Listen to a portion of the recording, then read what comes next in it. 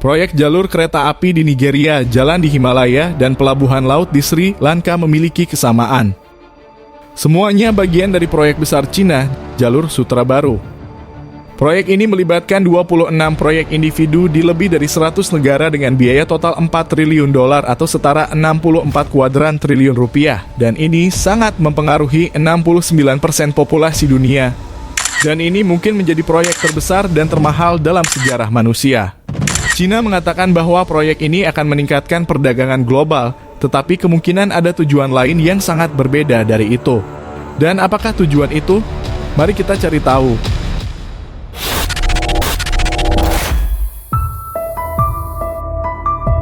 Pada 17 September 2013, Presiden Xi Jinping berkunjung ke Astana, Kazakhstan. Kunjungan ini tampak seperti kunjungan biasa dari Presiden Tiongkok, tapi ternyata ini menjadi titik balik dalam sejarah. Di sana, Presiden Xi Jinping mengumumkan mega proyek terbesar abad ini, yang disebut One Belt One Road Initiative atau yang kita sebut Jalur Sutra Satu Sabuk Cina. Dalam pidatonya, Presiden Xi Jinping mengingatkan tentang para pedagang Tiongkok yang berlayar melintasi Kazakhstan berabad-abad yang lalu untuk berdagang sutra dengan dunia lain. Mereka mengikuti jalur sutra kuno, jaringan jalan yang menghubungkan Asia dan Eropa. Presiden Xi Jinping ingin menghidupkan kembali jalur sutra ini. Dan pernyataannya ini menimbulkan gelombang besar di seluruh dunia. Mungkin semua orang tahu bahwa Cina ingin menjadi ekonomi terbesar di dunia, tapi sekarang mereka benar-benar serius. Sebulan kemudian, Xi Jinping bahkan meningkatkan taruhan. Pada 4 Oktober 2013, Presiden Xi Jinping berada di Jakarta, Indonesia. Disinilah dia mengumumkan bahwa dia tidak hanya menghidupkan kembali jalur sutra kuno, tetapi juga jalur sutra maritim yang menggantikannya. Tiba-tiba, proyek yang tampaknya hanya menyangkut Asia Tengah sekarang melibatkan Asia Tenggara, anak benua India, Timur Tengah, dan Afrika. Skala dan ukurannya adalah sesuatu yang belum pernah terlihat sebelumnya. Pengumuman Xi Jinping disambut dengan sorak-sorai di negara-negara jalur sutra, tetapi dengan kecurigaan di barat. Cina sedang membangun dan meningkatkan jalan, kereta api, pelabuhan, bandara, pembangkit listrik, dan banyak lagi. Tetapi semua ini apa tujuan sebenarnya? Pernyataan resmi dari Cina adalah bahwa membangun rute transportasi ini akan meningkatkan perdagangan internasional dan menguntungkan ekonomi global, tetapi banyak negara-negara barat meragukannya. Tetapi sekali lagi, apa tujuan Cina sebenarnya? Mari kita lihat lebih dekat dua contoh yang akan membantu kita memahaminya. Yang pertama, kasus Pakistan dengan jelas menunjukkan risiko yang terlibat dalam menerima investasi Cina. Pakistan membutuhkan pengembangan infrastruktur transportasi karena masih bergantung pada jaringan kereta api yang sudah tua dan rusak.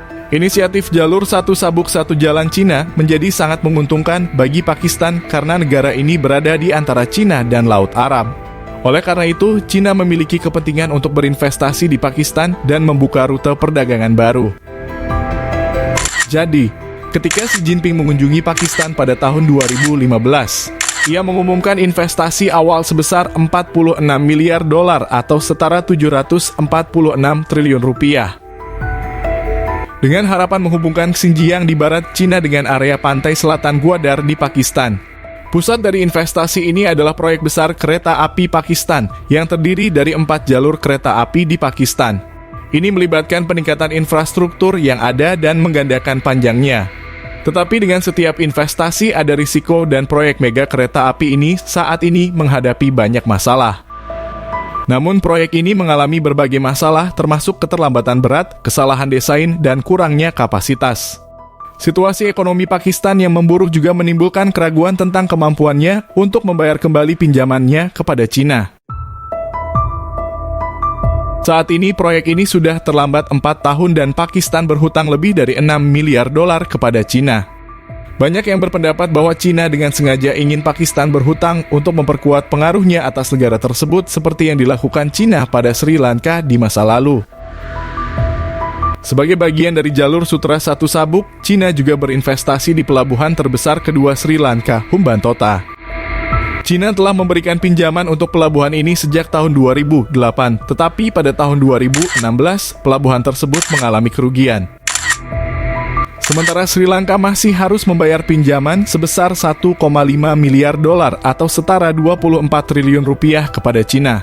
Akhirnya pemerintah Sri Lanka memutuskan untuk memprivatisasi pelabuhan tersebut dan memberikan kepemilikan selama 100 tahun kepada perusahaan yang dimiliki oleh pemerintah Tiongkok.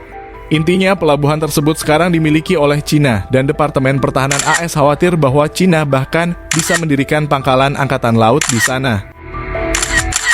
Banyak kritikus menyebut jalur Sutra Satu Sabuk sebagai diplomasi jebakan utang, di mana mereka menggunakan hutang untuk memperkuat pengaruh mereka atas negara-negara lain.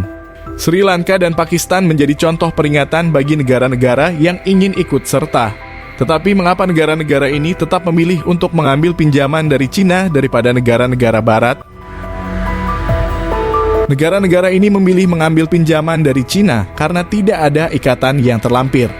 Biasanya negara-negara Barat memberikan pinjaman dengan syarat reformasi sosial atau demokratis. Cina sebaliknya memberikan pinjaman tanpa syarat. Namun kekuatan sebenarnya yang diperoleh Cina bukanlah dalam infrastruktur fisik, melainkan dalam arena diplomatik perserikatan bangsa-bangsa. Cina menggunakan investasinya dalam proyek mega untuk memperoleh dukungan politik dari negara-negara tersebut. Dengan investasi besar ini, negara-negara yang biasanya tidak akan berpihak kepada Cina di PBB bisa menjadi sekutu dekat mereka. Dalam sidang umum Perserikatan Bangsa-Bangsa, setiap negara memiliki satu suara, tak peduli seberapa besar negaranya. AS dan Kota Vatikan misalnya sama-sama memiliki satu suara. Oleh karena itu, Cina berupaya mendapatkan dukungan dari negara-negara lain agar mereka memberikan suara sesuai dengan kepentingan Cina. Pada tahun 2020, Dewan Hak Asasi Manusia PBB di Jenewa melakukan pemungutan suara tentang Undang-Undang Keamanan Nasional Cina di Hong Kong. PBB mengetahui bahwa 25 negara Afrika mendukung Cina dalam masalah tersebut, sementara negara-negara Barat menandatangani teguran atas pelanggaran hak asasi manusia Cina tanpa dukungan dari negara-negara Afrika.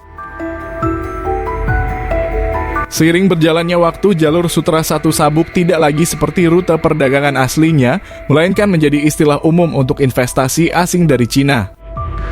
Pada tahun 2021, presidensi mengusulkan proyek baru, Jalur Sutra Arktik, di mana pencairan es membuka rute pelayaran baru dan sumber daya minyak dan gas yang belum dieksplorasi. Jadi, beritahu kami jika Anda ingin kami membahasnya dalam video lain. 9 tahun setelah pengumuman sejarah Jalur Sutra di Kazakhstan, Cina menghadapi persaingan baru. Pada Juli 2022, G7 mengumumkan kemitraan untuk infrastruktur global, investasi senilai 600 miliar dolar atau setara 9.700 triliun untuk proyek pengembangan di negara-negara miskin. Ketegangan antara Cina dan AS sering disebut sebagai Perang Dingin Kedua. Kali ini pertempuran terjadi dalam pendanaan proyek dan perolehan teman di seluruh dunia. Ironisnya, tujuan awal Jalur Sutra untuk mendekatkan timur dan barat justru membuat mereka semakin menjauh. Bagaimana pendapatmu tentang Jalur Sutra Satu Sabuk ini?